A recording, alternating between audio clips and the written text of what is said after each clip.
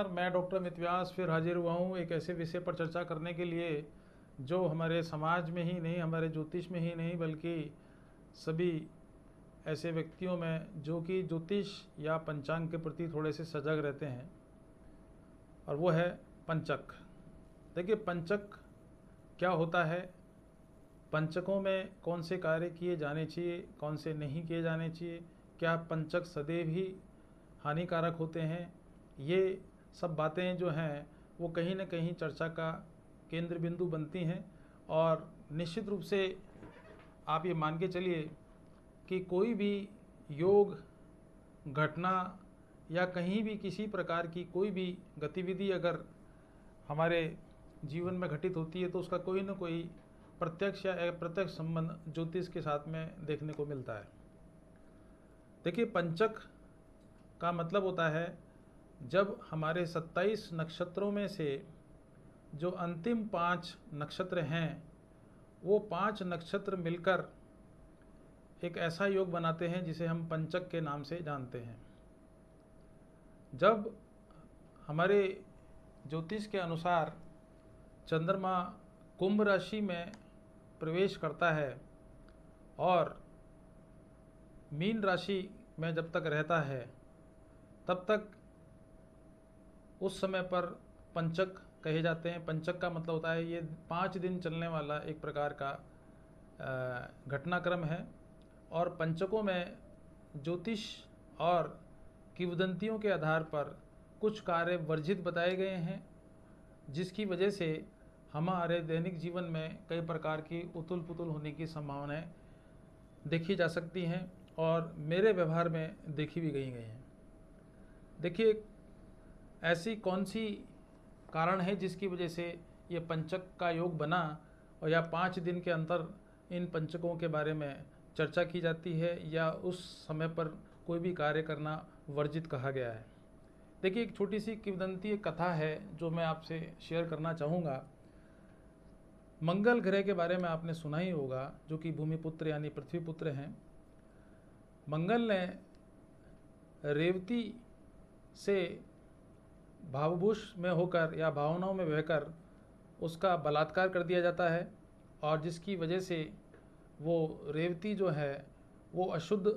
घोषित हो जाती हैं और उस अशुद्धता की वजह से वो किसी भी समाज में उठने बैठने लायक नहीं रहती हैं। परंतु उनके जो परिजन यानी उनके माता पिता और उनके जो बहन भाई हैं, उन सभी लोगों ने उसके हाथ का दिया हुआ पानी पी लिया, जिसकी वजह से वो खुद तो अशुद्ध हुई बल्कि उसके साथ में जो उसके फैमिली मेम्बर्स थे यानी जो परिजन थे वो भी बृहस्पति की अध्यक्षता में हुई मीटिंग के आधार पर उन्हें भी अशुद्ध घोषित कर दिया गया। अर्थात इन नक्षत्रों को एक तरीके से करीब करीब नक्षत्रों में उपेक्षा की दृष्टि से देखा जाने लगा। और वो कौन कौन से नक्षत्र हैं? वो हैं श्रवण नक्षत्र के जो पिता हैं वो हैं धनिष्ठा नक्षत्र, माता जो है वो शतभिषा नक्षत्र हैं, बड़ी बहन जो है वो पूर्वा भाद्रपद और जो छोटी बहन है वो हो गई उत्तरा भाद्रपद। और पत्नी चूँकि रेवती थी जिनके साथ में बलात्कार हुआ था, यानी श्रवण नक्षत्र की जो पत्नी है वो रेवती हैं। और जहाँ तक सवाल है उनकी माँ का या उनकी दोनों छोटी बहनों का, तो इन सब के मिलने से 5 नक्षत्र ऐसे हुए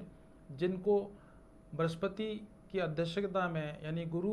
की अध्यक्षता में जितने भी अन्य ग्रह थे उस समय पर इन नक्षत्रों को एक पंचक की श्रेणी में रखा गया। और ऐसा कहा गया कि इस नक्षत्र के दौरान अगर चंद्रमा गोचर में रहेगा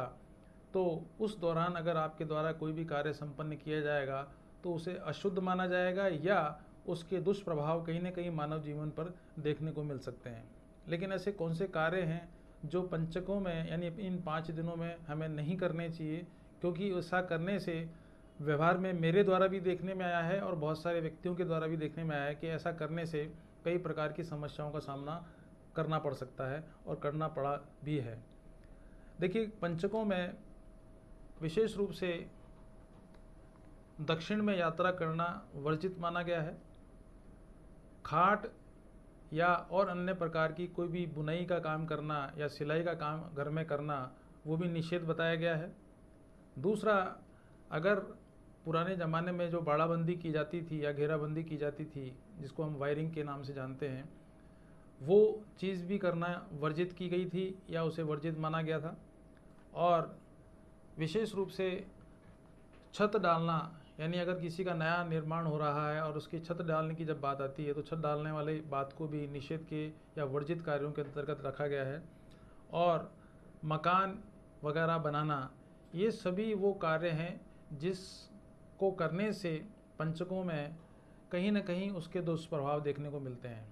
देखिए, जहाँ तक मेरा सवाल है, तो जब मेरे द्वारा मकान अपना बनाया गया आज से 8-9 साल पहले, तो चूंकि रविवार के दिन या मंगलवार के दिन तो छत नहीं डालनी चाहिए, और कोइंसिडेंटली उस समय पर पंचक भी थे। और हुआ ये कि जब मैंने उसकी छत डलवाई, उसके नेक्स्ट डे ही मुझे किसी अपरिहार्य कारणों की वजह से छत को काटना पड़ा। और निश्चित रूप से मेरे अपने जो अड़ोसी पड़ोसी थे, उनके साथ भी कई बार मेरे विचारों का मतभेद भी हुआ और कई प्रकार की समस्याओं का सामना भी करना पड़ा। तो ये तो चूँकि मेरा एक अपना व्यक्तिगत अनुभव भी रहा है, और चूँकि ज्योतिष और नक्षत्र विज्ञान के आधार पर चंद्रमा अगर कुंभ राशि में और मीन राशि में विचरण करते हैं तो उस दौरान पंचक माने जाते हैं, यानी 5 दिनों को इन सभी कार्यों को करने के लिए वर्जित कहा जाता है। और सीधी सी बात है कि जो व्यक्ति कुंभ राशि के हैं या मीन राशि के हैं, उन व्यक्तियों के लिए मंगल का जो दुष्प्रभाव है वो कुछ ज़्यादा भी देखने को मिलेगा। चूँकि मैंने बताया अभी इस कथा के अंतर्गत कि जो भी घटनाक्रम एक घटित हुआ, रेवती के साथ जो बलात्कार किया गया मंगल ग्रह के द्वारा, जिसकी वजह से उस समय तक तो मंगल को शुभ ग्रह की दृष्टि में देखा जाता था, लेकिन उसके उपरांत उसे पाप ग्रह या क्रूर ग्रह के नाम से भी जाने लगा। और आज स्थिति भी वो है कि जिन व्यक्तियों की कुंडली में मंगलिक दोष पाए जाते हैं, उनके साथ में वैवाहिक जीवन में दंगल होती हुई चीज़ों को भी देखा गया है। तो कहीं ना कहीं किसी न किसी रूप में अगर हम उस बात को कनेक्टिविटी के आधार पर देखते हैं, तो हम ये कह सकते हैं कि पंचकों में छत डालने का काम, खाट बुनने का काम, दक्षिण में यात्रा करने का काम या मकान का नया निर्माण करने का काम निश्चित रूप से अवैध है। अवैध तो मैं नहीं कह सकता, मगर वर्जित है। और कहीं ना कहीं अगर ऐसा करते हैं तो आप ये देख लीजिएगा कि कहीं ना कहीं आपको आर्थिक या शारीरिक या मानसिक प्रकार की समस्याओं का भी सामना करना पड़ सकता है। तो ये मैंने इस वीडियो को बनाने के पीछे मेरा मुख्य उद्देश्य ये था। हालांकि पंचकों को लेकर आज की जो जनरेशन है वो इस बात पर ध्यान नहीं देती है, मगर अगर इन चीज़ों पर थोड़ा सा भी ध्यान दे दिया जाता है तो निश्चित रूप से हम अपने जीवन में कई प्रकार की जो समस्याएं हैं जिन्हें हमारे द्वारा उत्पन्न कर दिया जाता है, जो कि कई बार हम लोग दिशाशूल की बात करते हैं या पंचकों की बात करते हैं या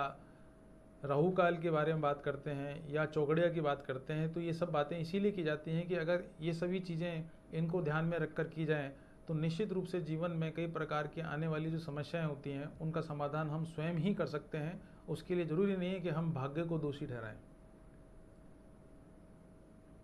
तो कुंभ राशि और मीन राशि पे चंद्रमा का विचरण करना कहीं ना कहीं पंचक का निर्माण या जो 5 दिनों का जो दिन होते हैं इस समय पर, और ऐसा भी देखने में आता है कि अगर पंचकों में किसी व्यक्ति की डेथ हो जाती है तो ये भी व्यवहार में देखने में आया है कि उसकी वजह से आसपास के वातावरण में भी कई प्रकार की दुर्घटनाएं होने जैसी स्थितियां देखने को मिली हैं। और जहाँ तक मेरा अनुभव है तो मेरे भी कुछ ऐसे अनुभव रहे हैं जिसमें पंचकों में अगर किसी भी व्यक्ति की डेथ हुई है तो उसके रिश्तेदारी में या उसके कुटुंब में या किसी और अन्य आसपास के रहने वाले व्यक्तियों के साथ भी असामयिक दुर्घटनाओं का घटित होना देखा गया है। तो कहीं ना कहीं पंचक, दिशाशूल या राहुकाल, ये सभी वो बातें हैं जो कहीं ना कहीं हमें अपने दैनिक जीवन में कंसिडर करनी चाहिए और उनको ध्यान में रखकर अपने जीवन को अच्छा बनाने का प्रयास किया जाना चाहिए।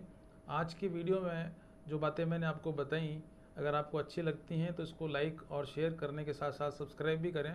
और मैं जैसा कि कई वीडियो में पहले बता चुका हूँ कि आप भी कोई ऐसे इश्यूज़, ऐसे टॉपिक्स हों जो कि आपकी जिज्ञासाओं को शांत करने में मेरे द्वारा सफल हो सकूं, ऐसे टॉपिक्स भी आप मेरे को बता सकते हैं। मैं उन टॉपिक्स के ऊपर भी आपको कई प्रकार की विस्तृत जानकारियां उपलब्ध कराने का प्रयास करूंगा और कोशिश भी करूंगा कि अगर कोई भी समस्याएं हैं तो उसके निवारण भी ज्योतिष के अंतर्गत हैं और उनका उपाय करने से निश्चित रूप से हम हमारे जीवन में कई प्रकार की सफलताएं प्राप्त कर सकते हैं। आज के लिए इतना ही। नमस्कार। राम सिया राम जय जय राम।